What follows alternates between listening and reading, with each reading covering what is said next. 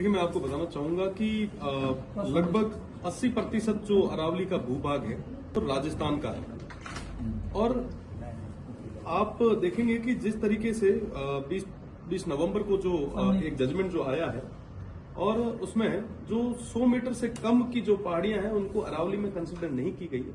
मुझे लगता है कि इस तरीके से हमारी पूरी जो ये सबसे पुरानी, विश्व की सबसे पुरानी जो पर्वत श्रृंखला है उसको पूरे तरीके से खत्म करने के लिए, और एक तरीके से आप देख सकते हैं कि जो खनन माफियाज हैं या जो तमाम चंद लोग हैं उन लोगों को रेड कारपेट बिछा के और इनवाइट किया गया है कि आप खोदो और ले जाओ। एक तरीके से बहुत पारिस्थितिकी और पर्यावरणीय संतुलन को बिगाड़ने के लिए ये सारी चीजें हो रही है। मुझे लगता है कि इसके बारे में पुनः विचार करना चाहिए।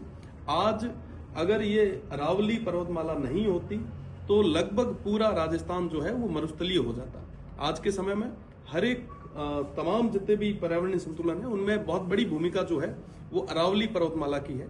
आज जो भी साथी जो इसके लिए लड़ रहे हैं हम पूरे तरीके से उनके साथ में हैं और निश्चित रूप से सरकार को पैरवी करनी चाहिए और ये जो जजमेंट है इसके बारे में पुनर्विचार की जरूरत है। अगर ये अरावली और तमाम चीजें अगर हमने खत्म कर दी तो आने वाले समय में यही हाल राजस्थान के हो जाएंगे। आप पहले ओरण गोचर आपने खत्म कर दी, खेजड़ियां आप आए दिन काट रहे हैं, फिर आप अरावली को पूरे तरीके से खत्म कर रहे हैं। आप चाहते क्या हैं?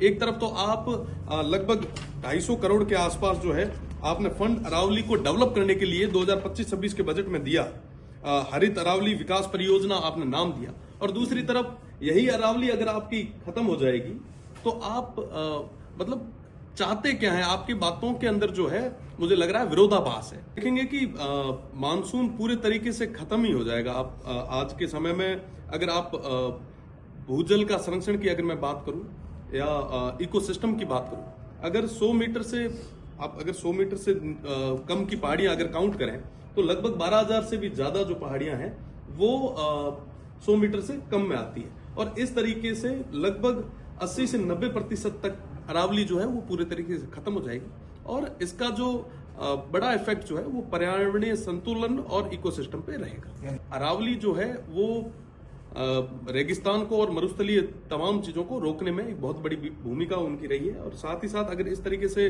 अरावली खत्म होती है तो निश्चित रूप से इसका एक विषम परिणाम जो है वो हम सभी को